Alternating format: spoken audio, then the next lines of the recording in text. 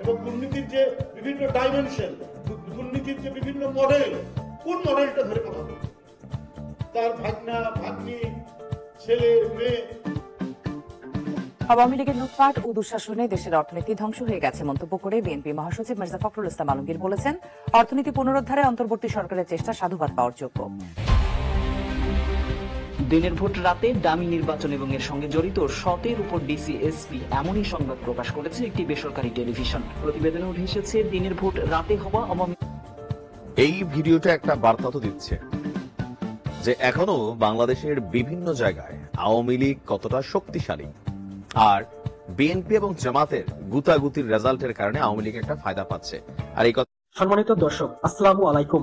রাজধানীতে ছাত্রদলের দফায় দফায় মিছিল হয়েছে বিএনপির কেন্দ্রীয় কার্যালয়ের সামনে। এদিকে দ্রুত সময়ের মধ্যে নির্বাচন চাচ্ছে বিএনপি। মির্জা ফখরুল ইসলাম আলমগীর বলেন, আগামীতে আওয়ামী লীগ নির্বাচনে আসতে পারবে তা দেশের জনগণই ঠিক করবে। দিনের ভোট রাতে বাস্তবায়নের কারিগর ছিল আওয়ামী লীগের কয়েকজন বড় বড় নেতারা। এসব নিয়ে আজকের বিস্তারিত খবর। দর্শক, সম্পূর্ণ খবরটি দেখার অনুরোধ রইল।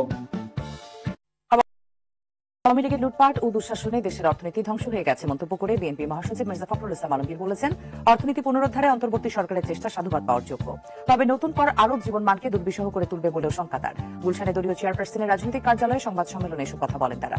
জাহিদ রহমানের রিপোর্ট।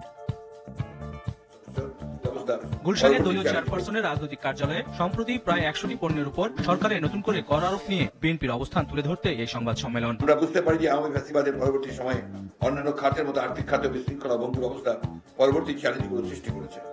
তথাপি বিএনপি বর্তমান অন্তর্বর্তীকালীন সরকারের এমন সিদ্ধান্তে সাধারণ জনগণের জীবনের উপর প্রভাব নিয়ে উদ্বিগ্ন।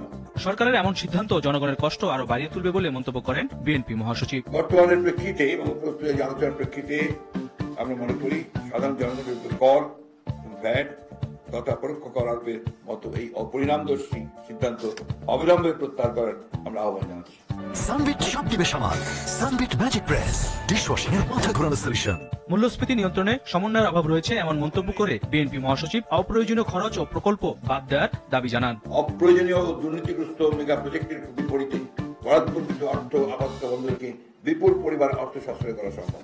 কর না বাড়িয়ে বিকল্প পন্থায় সংকট মোকাবেলার কথা তুলে ধরেন আমির খসরু মাহমুদ চৌধুরী। এই আওয়ামী যে লুটপাটের বাজেট, প্রথমে তাদের উচিত ছিল, আমি মনে করি, এই লুটপাটের বাজেটকে তারা বাস্তবায়ন করা প্রেক্ষাপট কিন্তু বাংলাদেশের বর্তমানে নাই। এবং আমি মনে করি তারা বাংলাদেশের যে অর্থনৈতিক প্রেক্ষাপট এবং যেহেতু এটা অনির্বাচিত সরকার, তারা একটা অন্তর্বর্তীকালীন বাজেট অ্যাড্রেস করা উচিত ছিল। সরকারকে সতর্ক করে দিয়ে বলেন, পুরনো আমলারা আবারও দুর্নীতির জাল ছড়িয়ে দেশের অর্থনীতিকে আরো চাপে রাখার ষড়যন্ত্রে লিপ্ত।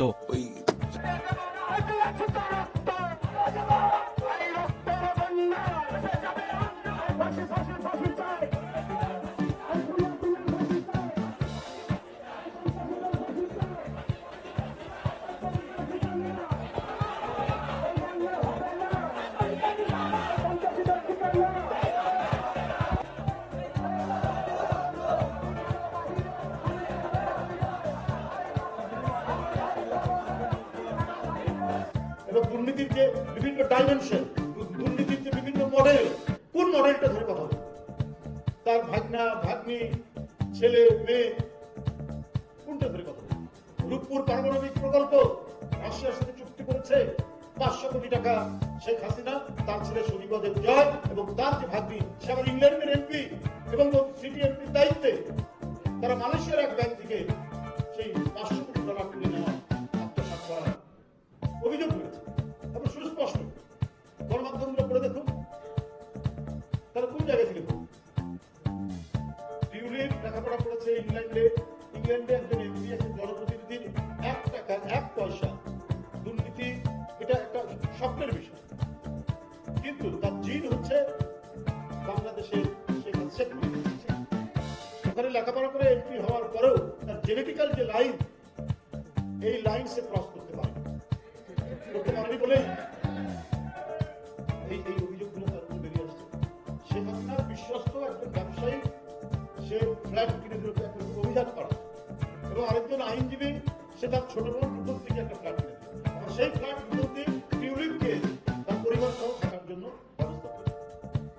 ক্যামেরায় ওয়াও, স্টাইল দেখাও। Xenon X21 পারলে ঠেকাও। তবে এখন লন্ডনের সব পত্র পত্রিকা, ইংল্যান্ডের বিভিন্ন সংবাদ মাধ্যমে এই কথাগুলো আমরা বেরিয়ে আসছে। ওখানে মানে জার্নালিজম তো অত্যন্ত শক্ত জার্নালিজম, ওখানে হঠাৎ করে কারো বিরুদ্ধে কোনো অভিযোগ দিয়ে সংবাদপত্র লিখতে পারে না, কিন্তু সেটা লেখালেখি করে। কারণ এগুলো সবই হচ্ছে শেখ হাসিনার এক একটা বিভৎস দুর্নীতির চিত্র।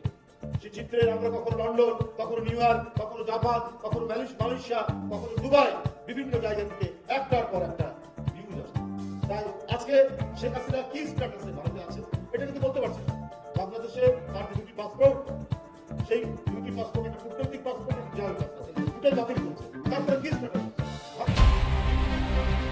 দিনের ভোট রাতে ডামি নির্বাচন এবং এর সঙ্গে জড়িত ১৭ উপর ডিসিএসপি এমনই সংবাদ প্রকাশ করেছে একটি বেসরকারি টেলিভিশন। প্রতিবেদনে উঠে এসেছে দিনের ভোট রাতে হওয়া আওয়ামী লীগের দুঃশাসনের এই ফর্মুলার মূল কারিগর ছিলেন শেখ হাসিনার প্রশাসনের এই নীতি নির্ধারণের দায়িত্বে থাকা সচিব, ডিসিএসপি ও প্রশাসনের অন্যান্য কর্মকর্তারা। ৫ আগস্টের ছাত্র জনতার অভ্যুত্থানের পর হাসিনা সরকারের পতনের পর একের পর এক বেরিয়ে আসছে সেই বিতর্কিত ভোটের মূল হোতা ১১৬ ডিসিওএসপির নাম। প্রতিবেদনটিতে জানানো হয় আওয়ামী লীগের শাসনামলে নির্বাচনে ভোটের মাঠে মাস্টার মাইন্ড ছিলেন ১১৬ ডিসিএসপি। তৎকালীন আওয়ামী লীগ মনোনীত প্রার্থীদের বিজয়ী করতে ভোটের আগের রাতেই ভোট কারচুপির নেতৃত্ব দিয়েছিলেন এই কর্মকর্তারা। তবে আওয়ামী লীগ সরকারের ক্ষমতা হারানোর পর নির্বাচনে কারচুপির ব্যাপারে এসব ডিসিএসপিদের ভূমিকা নিয়ে চলছে বেশ আলোচনা সমালোচনা। বিশেষ করে ২০১৮ সালে নির্বাচনী আলোচনার মূল কেন্দ্র। বলা হচ্ছে প্রার্থীদের কাছ থেকে এবং দলীয়ভাবেও জিতিয়ে দেওয়ার বদৌলতে নিয়েছেন বিশাল অঙ্কের টাকা। অভিযোগ আছে প্রমোশন, বড় পদ ও বিশাল বিভিন্ন প্রজেক্ট সরকারের কাছ থেকে উপহার পাওয়ার। কেউ না বুঝলেও আমরা আপনার প্রয়োজন বুঝি, আর তাই তো অত্যাধুনিক ফিচার সম্বলিত বিভিন্ন সাইজ আর কালারের ২৫০টিরও বেশি ডিজাইন অপশন নিয়ে ওয়ালটন স্মার্ট ফ্রিজ বোঝে আপনার প্রয়োজন। এদিকে গত ৫ আগস্ট আওয়ামী লীগ সরকারের পতন হলেও বিতর্কিত এসব ডিসিএসপিরা এখনো বহাল তবিয়তে আছেন প্রশাসনে। নির্বাচনে জিতিয়ে দেওয়ার ফলস্বরূপ আওয়ামী লীগ সরকার নির্বাচনের পর তাদের ভালো পদায়ন করেছিল। তবে এখনো চেয়ারেই শক্ত অবস্থানে ঘাপটি মেরে বসে আছেন দিনের ভোট রাতে বাস্তবায়নের এসব কারিগরেরা। অনেকেই অন্তর্বর্তী সরকারের গুরুত্বপূর্ণ দায়িত্বে রয়ে গেছেন বলে জানানো হয় প্রতিবেদনে। এবার বিগত নির্বাচনে সমালোচিত ওই ডিসিএসপিদের ফাইল ধরে টান দিয়েছেন জাতীয় রাজস্ব বোর্ড এনবিআর এর কর গোয়েন্দারা। এসব ডিসিএসপি বিপুল অঙ্কের অবৈধ আয়ের কর ফাঁকির অনুসন্ধানে সংস্থাটির আয়কর গোয়েন্দা ও তদন্ত ইউনিট গভীর অনুসন্ধানে কাজ শুরু করেছে। কর ফাঁকি উদ্ঘাটিত হলে আয়কর আইন অনুযায়ী তাদের বিরুদ্ধে শাস্তিমূলক পদক্ষেপ নেবে এনবিআর। টেলিভিশনটির প্রতিবেদনে জানানো হয় রাতের ভোটের ওই নির্বাচনে সরাসরি জড়িত ছিলেন তৎকালীন সময়ের ৫৭ জন ডিসি এবং পুলিশের ৫৯ জন এসপি। ২০১৮ সালে নির্বাচনের আগে একটি জরিপ করেছিল জাতীয় নিরাপত্তা সংস্থা এনএসআই। জরিপ অনুযায়ী আওয়ামী লীগের কয়েকটি আসনে